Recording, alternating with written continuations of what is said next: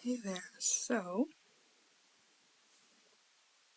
hi, I'm Julie if you're new here. And hopefully you're new here because I've basically had one person viewing my videos for a while. And I feel like I got some things to offer. So, I've just been offering them. So, if you're just coming across me and you do find this interesting, you might want to look at my other videos. I've just moved. And I've noticed in my new apartment that the sound travels through to every apartment. Like from the walls of the adjacent apartments,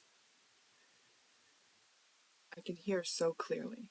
So I know they can hear me very clearly, which is something I hadn't really anticipated, right? Because I'm moving from a house where it was just me. And so, like, for instance, when my granddaughter was here, that's when I noticed it the most because, she's full of energy and life. And I've never tried to dull that down or calm it down at all. She runs and speaks loudly and exuberantly, and it's no issue, right? But here it's an issue because I don't want to disturb my neighbors. Like I'm the new kid on the block, so I can't just come in and be like, yeah, we're loud and proud here. I mean, she's only here for a few hours a week, so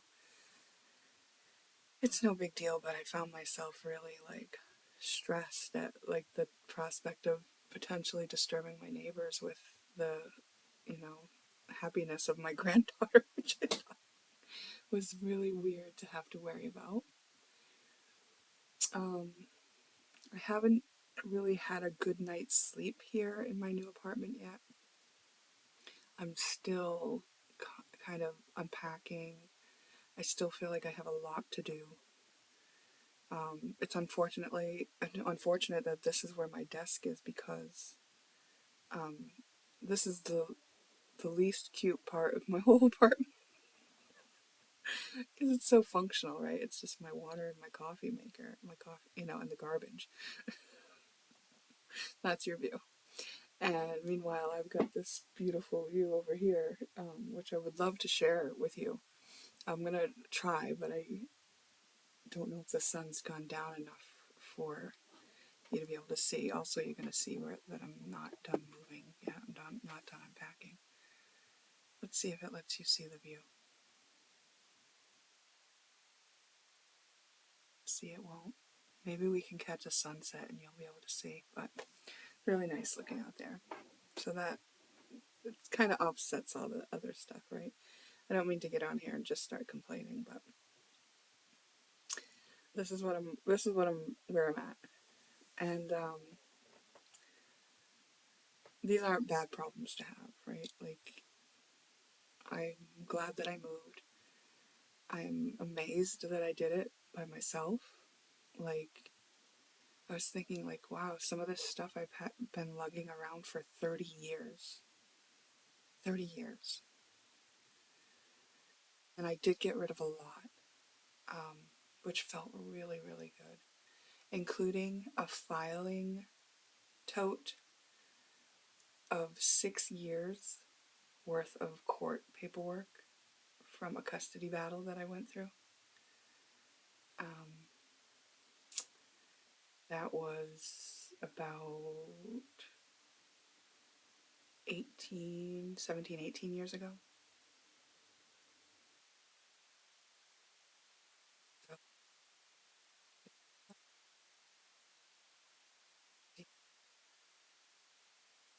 oh, it was 20 years ago. It was, 22, 23 years ago. Yeah, sorry, my math was a little backwards. Yeah, so I had been holding on to this paperwork because my kids would sometimes say things to me that their father had told them about me or the process that we were going through. And it was like lies. And so I always held on to the paperwork so they could see how hard I tried and how awful their father was to me through that process. The accusations and this, like, the unfair stuff that went on during those court proceedings, like, just a crazy amount of unjust bullshit. And I wanted to just show them because I just somehow thought that it would prove to them how much I love them if they saw how much I struggled and how hard I tried. And I had offered the paperwork to them starting about 4 years ago. I was like, hey, I've got all this. Do you want to look at it? And none of them wanted to. And I was like, all right, cool. And then I hung on to it a couple more years and maybe asked them once more, and they said no. And then I thought, okay, I'm going to get rid of it. And then I held on to it a couple more years after deciding to get rid of it. And finally, before this move, I didn't have a shredder. I didn't have a way to burn it. I'm talking like the filing was this thick of paperwork. Like, you know, and I just sat and ripped it up. And because I had to rip up all the, names and birth dates and vital information because I didn't have a shredder. My hands hurt by the end of it. And I had a garbage bag full of ripped up paper. And it felt good. And I didn't feel like I did anything like, jeopardized the healing that needed to happen through them knowing how hard I tried and all that. And it felt good to not move that again. It's like, okay, I'm leaving some past shit behind. And not only that, but recently on a video I mentioned how I had realized that in my shadow I was playing out this need to avoid conflict and playing sort of this person who um, mediates everybody at all times, which is sort of like another way to say controlling, trying to control things that I can't control, but just trying to like soothe people and make sure everyone, understands the other, and just constantly wherever I go and whatever situation I was in. I would even do it silently in public sometimes if it wasn't people I could talk to. I had been known to do it there even. Just sending love to someone's heart or saying a comment that makes them kind of see a different point of view, like someone venting because they offered to help someone and then the other person got mad that they offered, and like, now it's 10 minutes later and they're still telling everybody they see about what happened to them when this person got mad at them for offering help. And, just offering a different perspective, like, oh, I have a mentally different son, and I think people take what he does and says wrong sometimes too. But it's like something that doesn't make sense to them, but it makes sense to him. And so I had kind of realized this as the root of a lot of issues I was having with my sons and just in relationships in general, because it was a lot of work and it caused me to not want to give people my time, like to just spend a lot of time alone so that I didn't have to be a referee or a mediator or a fixer, and not trusting anyone to just conduct themselves in a mature manner. It's exhausting. And of course, I didn't want to be around people if that's what I thought of them, right? And also, like, not even giving them room to do so because my mindset wasn't like really discerning, because it was a shadow. It was a loop of energy. It was a way that I was operating that wasn't conscious. So it's not like I discerned, oh, does this need to happen here? Do I need to smooth things over here for people? No, it was just what I did when I went into a space. is how I operated based on the childhood that I had and just getting through that. And something I've noticed since letting that go is like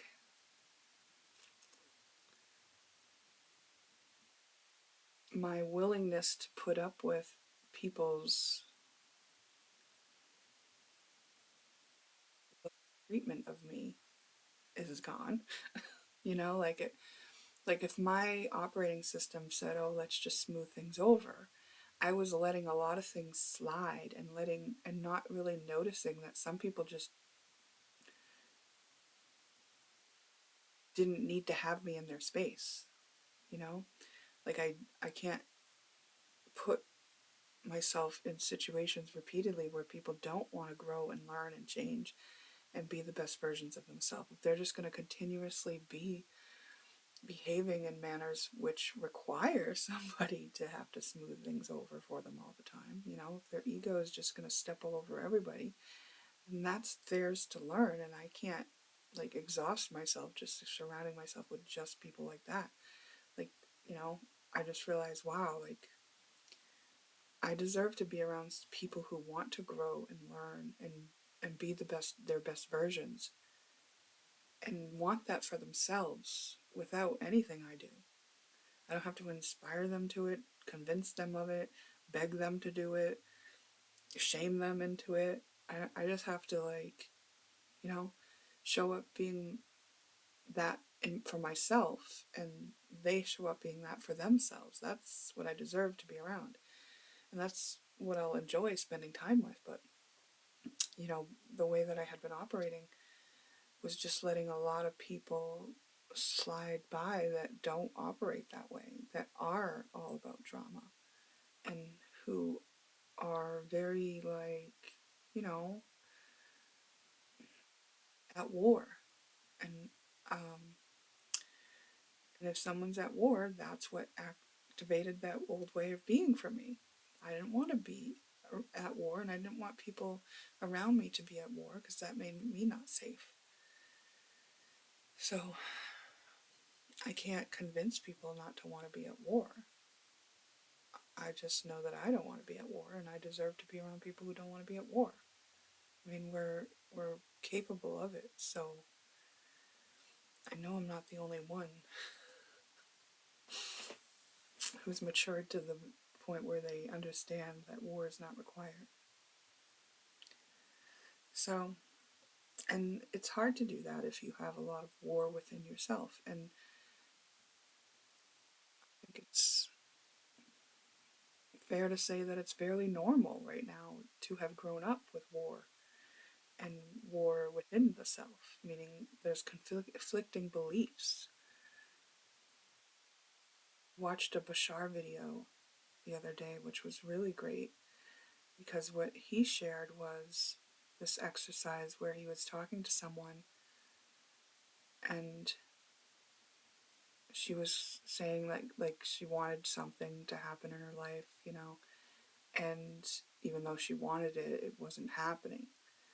And so she knew there was something in her shadow working against it, and that's what he said. And he said, you know, you have a belief, something's in your beliefs that's keeping it from you. So what is that? And the way he helped her find that was to say, you know, ask yourself, what's the worst thing that could happen? And I paused the video right then and just started asking myself that on a few different topics. And in the asking of that and the topics, it really loosened some things up for me. Hold on, I don't know if my phone died or it's just doing this weird thing where it doesn't light up sometimes. There it is. Okay, it's on 2%.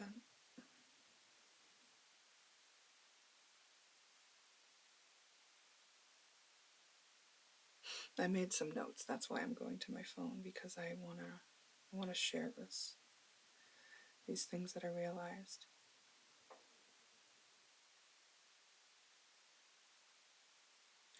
They were big things. Hidden beliefs. I wrote hidden misery causing beliefs. Okay, so I'm gonna actually pause so I can get my charger so this doesn't die in the middle of this. One sec. Alright, so this first one I'm gonna skip over because I don't know if I really solved that one with this method. The other ones I did.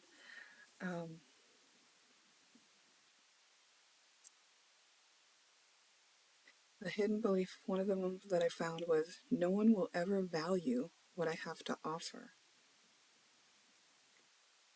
No one will ever value what I have to offer. That was the worst that could happen.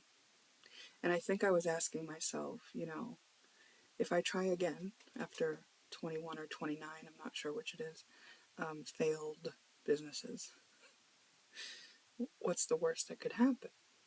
And, because I do believe that I have something valuable to offer, and I can,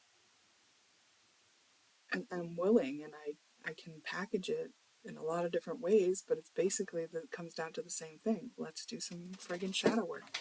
Let's work on being the best versions of ourselves we can be. And and although I want to be successful in offering what value I can add to other people's lives, I haven't yet been. So I said, well, I know there's a belief inside me that's keeping me from it. So what is the worst that could happen if I try again? And it was that no one will ever value what I have to offer. Meaning I could, do a new business or do the same business every day for the rest of my life, and no one would ever see the value in it. And that was my fear. And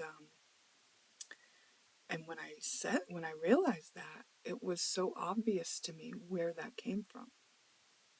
Because these beliefs aren't just like made up. They come from my life experience and my interpretation or misunderstanding of life. That's what's going to create a repeating pattern for me to realize and understand and unlock myself from. And it says in my notes here, childhood taught me that I was expected to do for mother, and yet it was never good enough or done to her standards, and was also not appreciated. It was expected and yet never accomplished correctly. So that's just referring to, growing up in my home. I was,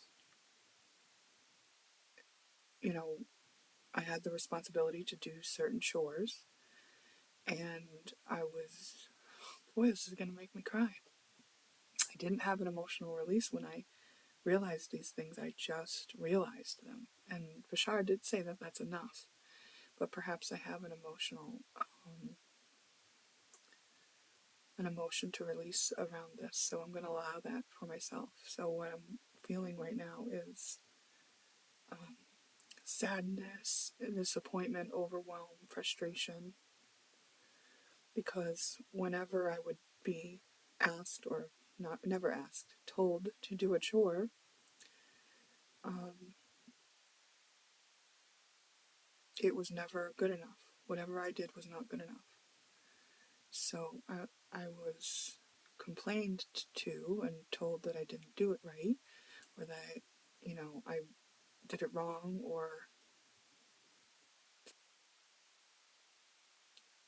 so it was it's like this no-win situation, right? Because I'm a kid, I have to do the chore, I have to do it now, it doesn't matter how I feel or what else I was doing. And I know that no matter what I do, it's not going to be good enough. I can't do it right, but I have to do it. So I was put in this no-win situation over and over and over again. And of course, it wasn't appreciated because it wasn't done right. So I have this pattern that I've been living out the time. I can't say that it's always been active, but in my want to be successful, there must be some sort of sabotage that I do, because my belief was that no one will ever value what I have to offer. Because if I think back over the years, there were people who definitely valued what I have to offer. It was always more of a thing like the volume that I would need wasn't there. If I were to support myself fully in that business and have it flourish, then I would have needed a lot more people than what did, valuing what I had to offer. And, even when I worked for other companies over the years, I was always recognized and put in a leadership position. I can't think of any time that it didn't happen. So it's not like no one ever valued what I have to offer, but that was my belief. So even even though those people were valuing what I had to offer, I never even experienced it that way. It's interesting looking back like that without the filter of that belief and just realizing how valued I actually was.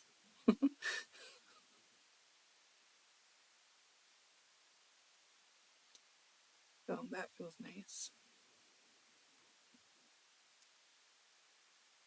So then, another one, I didn't write what I was asking about, so maybe it'll recollect when I read this, but people will always betray me because I can't trust myself to choose well. Okay, so here I was asking about being in another relationship. Just gotten a text from my sister, which is weird.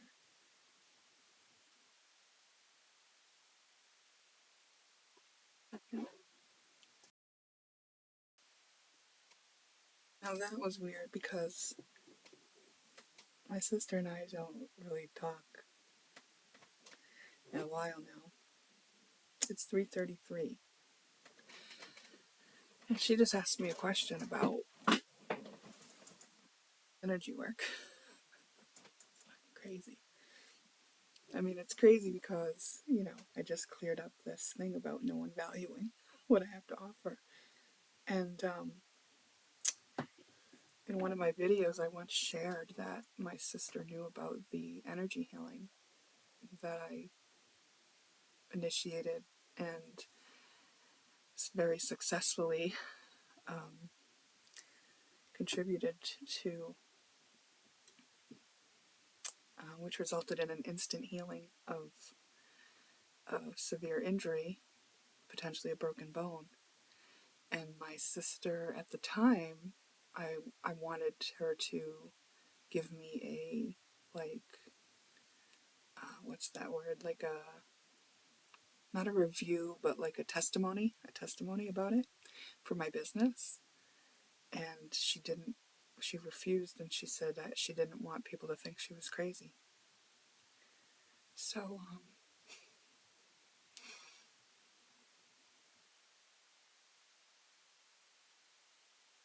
for my sister to just ask me a question about energy work right now was, I mean, I can't help but notice the link from the universe. Just like, yeah, things can and are shifting. Wow. Okay, so on the topic of people will always betray me because I can't trust myself to choose well. I think what I was asking, what's the worst that could happen if I allow myself to be in another relationship?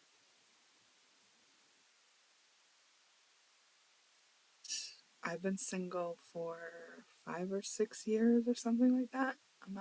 I don't, let's see. I guess maybe just coming up on 5 years. Feels like it could have been longer, but I know it was 2020 when we parted ways, so it was right before the pandemic hit that we parted ways. So, it was the beginning of 2020, so we're just coming up on 5 years. I've been single. And, you know, it's initially I would get offers, but nothing serious. It would just be for like people who wanted, flings or, you know, be like offers of sex capades, basically, um, which just didn't fit my values because I believe that sex can be a sacred act where your energies are merging, and my central channel is so open that I know, and I mean, yeah, I want to, but I don't want to with just anyone. So anyway, I definitely wouldn't take any like offers of casual sex seriously, and then they stopped coming, and I didn't even care. And then I gained a bunch of weight, and then I was just like, yeah, well, um, and there was all kinds of things to go through about that, but still, you know, I didn't want to fully give up on the idea of being in another relationship. So, what was the worst that could happen? People will always betray me because I can't trust myself to choose well because everyone that I had chosen previously had betrayed me. And so then I traced that to life showed me so many people that switched up, and even I switched up all the time. I can cut off others to protect myself, so I need to allow that for others and encourage that for others. Alternatively, I could agree to conflict resolution with friends. That assures I choose people who want to grow and learn as well, which allows us to flourish friendship longer. So, what I realized is it's not that just life was always going to give me people to betray me and that I didn't know how to choose well. It was that I could choose well. I just needed to make sure that that's what I was doing, and was never mature enough to do that before because I was trying to get certain needs met without even asking for them to be met, because I couldn't ask for my needs to be met when I was a child. So there were all kinds of covert ways I would try to get them met, and this just goes and speaks to the whole dysfunctional relating that, we're getting out of and graduating from. So I won't go into the details of that, but basically I just realized through realizing my belief that people will always betray me, that actually it's not true. That I do know how to make agreements with people and understand whether or not they're capable of keeping them, and I can choose to be in relationship with people who know how to do conflict resolution or want to learn, and who want to grow and learn themselves as people so that we can grow together instead of growing apart, you know. Um, Next one, that I can trust myself to know what is best for me. Um, what was I asking? I think I was asking about,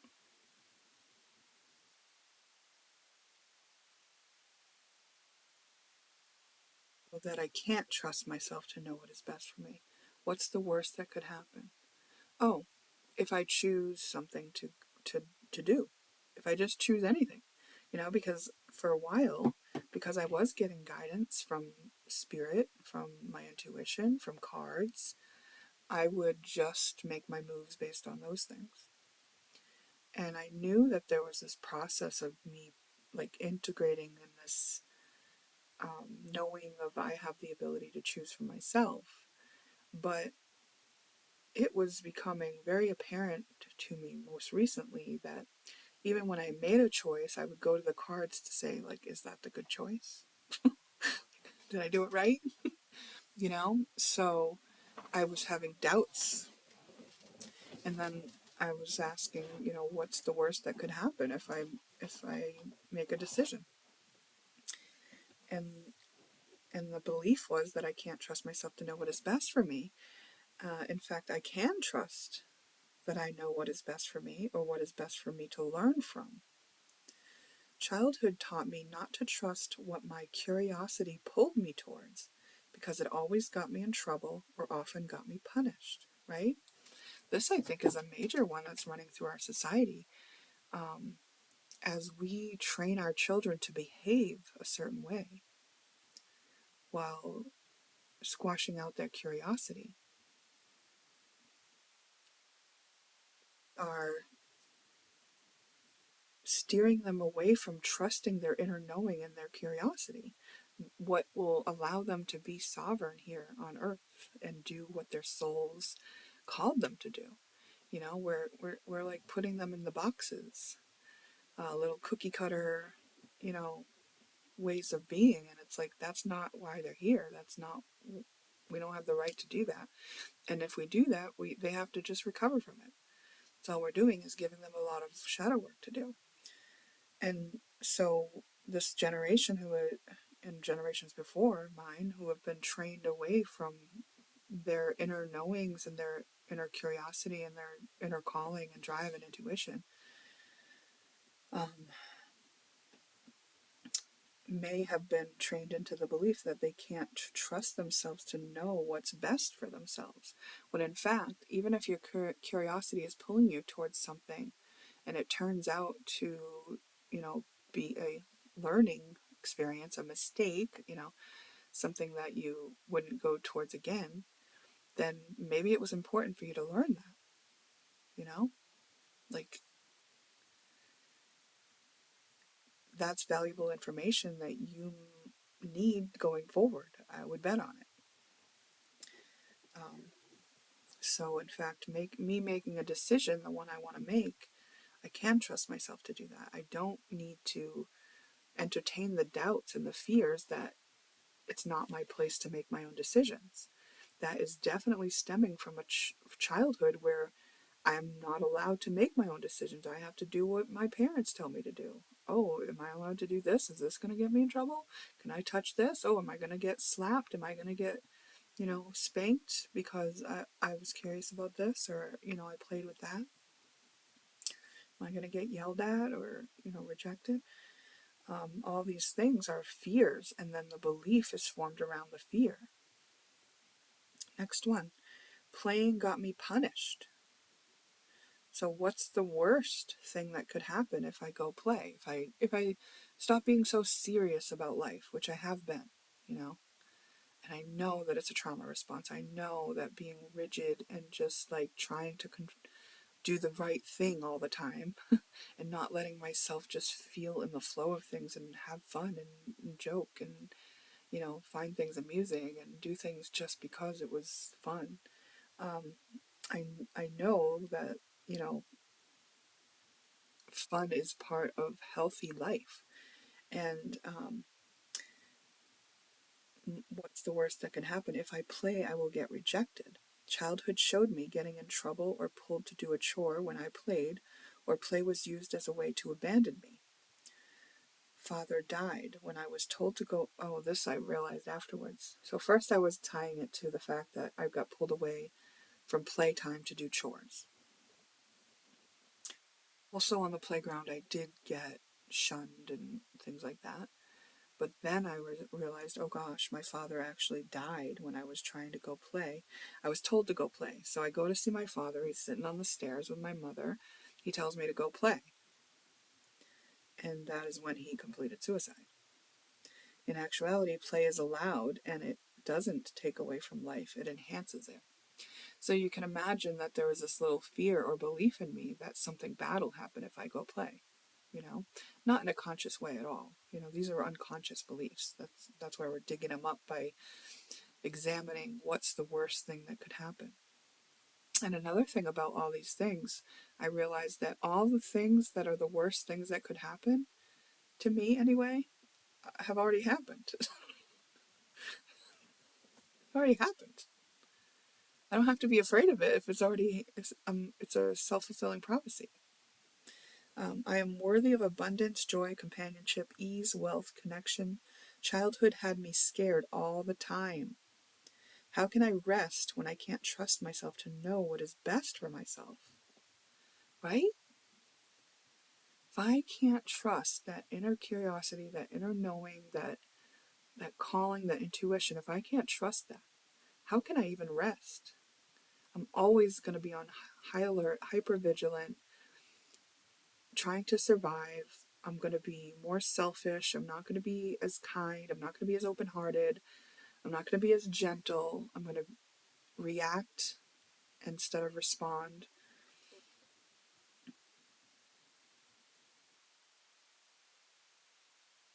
Here's one. Here's one. All right. Relationship with a certain person is meant for me. Meanwhile, that person does not choose me and chooses women that I don't like over me and thinks little of me, does not respect what I do. I've had more than one man like this. Okay. Childhood taught me that it's okay to stay with someone who doesn't choose me and doesn't want to be healthy and loving and share growth and learning. The model of my parents' relationship showed me a relationship where two people were not happy, disagreed on values, and one worked against the other yet stayed together. Mother has failed to find true love despite wanting it. In actuality, I can choose who to invest in. I can choose someone who does want to grow and learn together. Why not make that the criteria? Not, oh, God wanted us to find each other and be together. No. I can decide that I know what's best for me, and I know that someone who wants to grow and learn with me is best for me. Well, not just anyone who wants to grow and learn from me. I'm sure there are other things that come into play. Are we compatible? Do we have the same values? You know, are we attracted to each other? Things like this, obviously. But I really did have a belief that I should be, unconditionally loving and supportive and waiting for a man who wasn't choosing to grow and learn, which is sort of insane now looking back, right? Like it seems so obvious. If you're in a relationship, or if I was in a relationship with someone who just never showed up the way that I wanted them to, that should have told me that I to value myself more and make myself available to line up with someone who does want to grow and learn and show up that way, because that's all I really wanted. It was never about shallow surface things, how you look, what job you have, how much money you make, what car you drive, what gifts you buy me, how your teeth look. None of that has ever come into play, because I do find it very easy to love, especially some people, but people in general, right? And I've never, like, when I was with somebody, I never had eyes for another person. It's only happened once when my eyes got pulled away, and it was the last relationship. I did break up with him before I went to investigate anything else. And what I investigated was another person just like him, treat me the same way, you know. And it was obviously something in my subconscious that always had me attracted to men who did not value growth and learning as a priority in a relationship. And that's okay. They can choose that, right? And I don't have to choose them. It has to be okay. That's my priority, and that's what's important to me. And it is, because I think that's how you make a successful relationship. I don't want to wrestle each other and tell each other that we're doing everything wrong or you're not good enough or any of that. I want to be with someone who actually recognizes within themselves that they have what it takes to be their best version and they want to do it. I don't have to beg them. I don't have to ask them. It's something that they want to do because that's who they are. Because that's who I am, you know? And I think that growing up with that relationship model somehow stuck in my subconscious in a way that I couldn't even see. The obvious answer was to just, I could say all day long, raise my standards and, I'm not going to choose someone who doesn't choose me and all that. But it never changed the little part of me with the feelings that all got tangled around that situation. Like, that's literally how I felt loved, to be in that. So if I tried to be in a different kind of relationship, I couldn't feel the love. I didn't feel like healthy relating. I remember one time I met up with this guy. Okay, so we had gone to high school together. Actually, we were in the same class, but we never talked in high school or anything. I mean, maybe past each other, and but anyway, I think we met up from a dating site.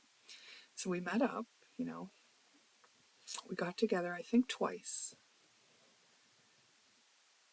And I remember like maybe it was the second time, and we were just laying in bed next to each other, just, just watching a movie maybe, or just talking. And we hadn't had sex or anything like that. It was just like a comfortable place to lay where we could be close to each other and comfortable. And, we were both very gentle with each other, very kind beings. It was very obvious like this was a trustworthy man. And he was attractive and he was well mannered and he's all the things you could want. And I remember we're laying next to each other, and I was just like, I can't feel like the magnets, the pull. I can't feel the pull. You know what I mean? And he goes, yeah, I know what you mean. Like, we're both, nice people, kind, open-hearted, loving, gentle beings. And we're both looking at each other like, I respect you. I think you're great. And I don't know why, but I don't feel a magnetic attraction to you that I think I should feel for this to be a relationship that we're in. And I remember, so we just accepted that. We were like, okay, it's not it then. And we move along. And I remember months later he had met somebody, and he said, hey, you remember how we were talking about that pull and how we didn't feel it? And he said, well, I found someone and I feel it. And I was like, oh, that's great. So my example is just to illustrate that, like, I had the parts in me that were a match to that other kind of relating that was unhealthy, that was you know modeled by my parents, where my mother was devoted and doting and my father was more selfish and manipulative and bossy and controlling and disrespectful, really. you know and my mother was just endlessly devoted and resilient and all of that. And that's what I learned that that's my role, that that's what I should do. And that that man, that type of man was the man that I loved. But he was my father, so I did love him. And I have truly loved plenty of men that acted like that. A few, I shouldn't say plenty, but a few. And they really did act like that, and I really did love them. you know but love isn't enough. you know love isn't enough to build a life with somebody. It's enough for just to say the word I love you, but is it enough for me to build a life? No, it's not, because I need someone who is devoted to loving themselves so that they'll do the work to grow and learn, and you know and I just never had the insides to match that logical thing on the outside.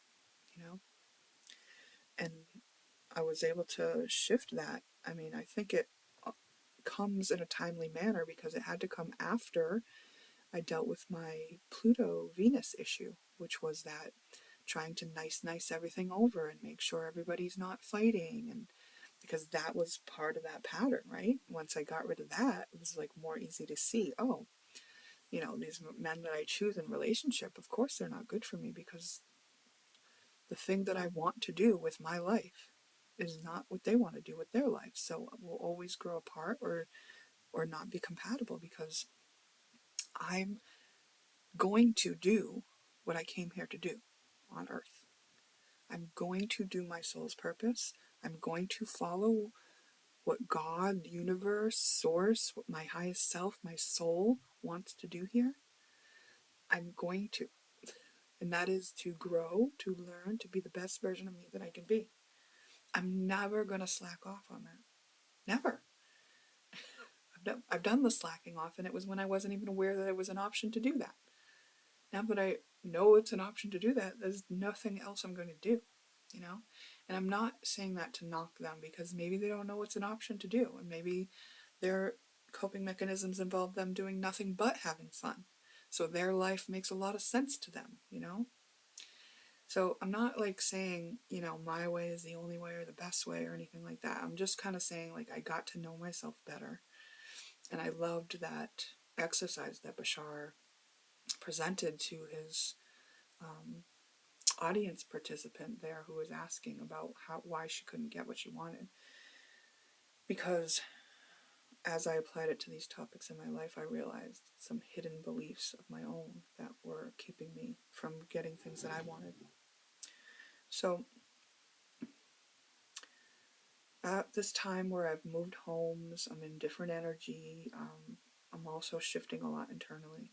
I'm going to just see if I can show you the view now that the sun is going down. Let's see if it... Sometimes it just takes a minute and things will shift. Come on.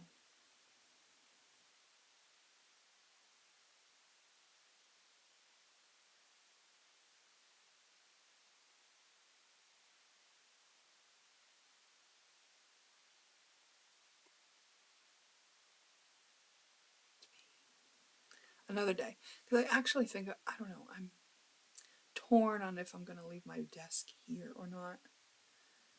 Um, things around a few times. One of the issues is this couch. This couch right here. It's not my couch. Unfortunately, this place used to be like an Airbnb. The only reason I say unfortunately is because that made it so that I'm stuck with some of the things, you know, like a couch, a huge ass TV. It's not even a smart TV. So, I you know, um, cleaning stuff and some yucky, junky stuff that's like, how long has this been here, in some of the cabinets and drawers and things like that. So I'm having to clean everything as I unpack, and like I already just scrubbed spotless my apartment that my house that I moved out of, and I moved completely by myself. Um, so it's my body has been pushed, and it's okay. I think that's been part of it too. Like I think even that is divinely timed because as I'm changing all these old patterns and letting go of old ways and things that have been with me for my life, um, that energy's stuck in my body.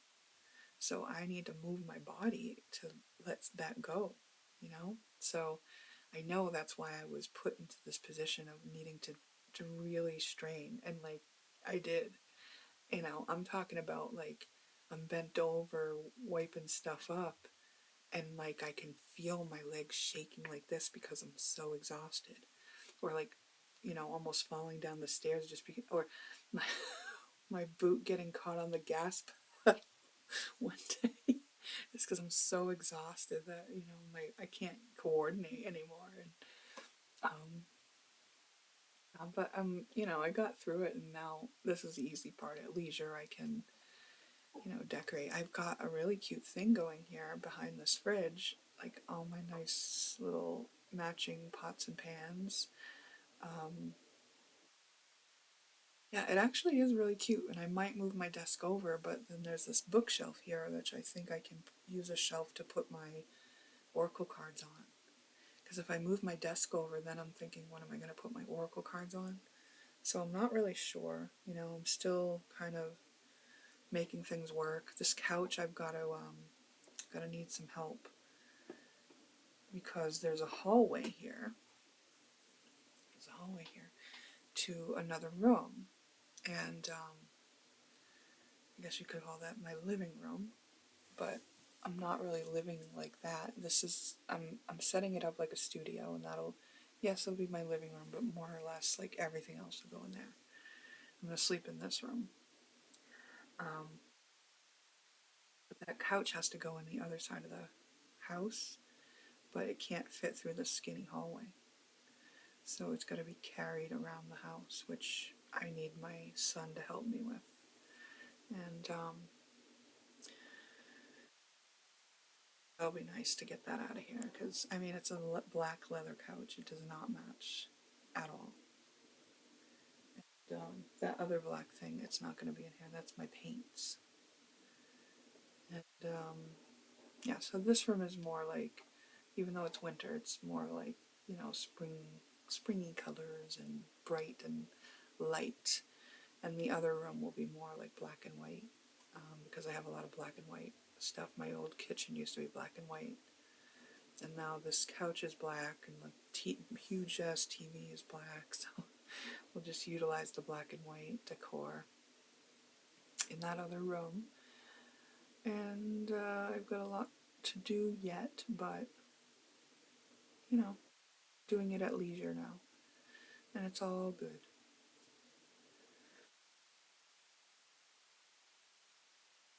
So that's my update. Now is for the test where I get to see how the video uploads here at my new place.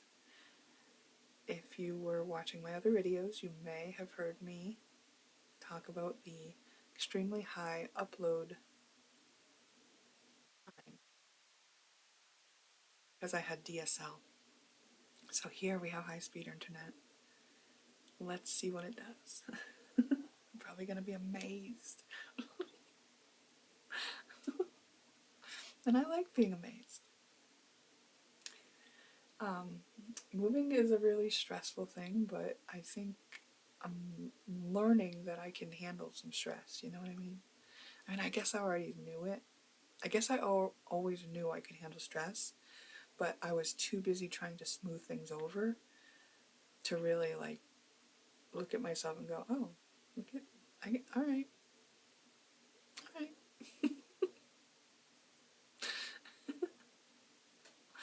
This is stressful.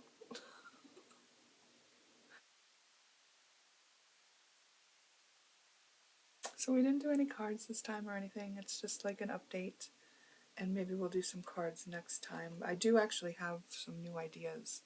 I wrote them down in my notes, and I might start doing something like that next time. We'll see. We'll see. All right, I'm ending this video now. For real, for real. Do the things if you can. You know, if you're called to follow along and see what happens next. I'm probably going to reveal the cuteness of my room from a different angle next time. And that couch might be out of here next time. And things are just going to get better from here, right? Why not?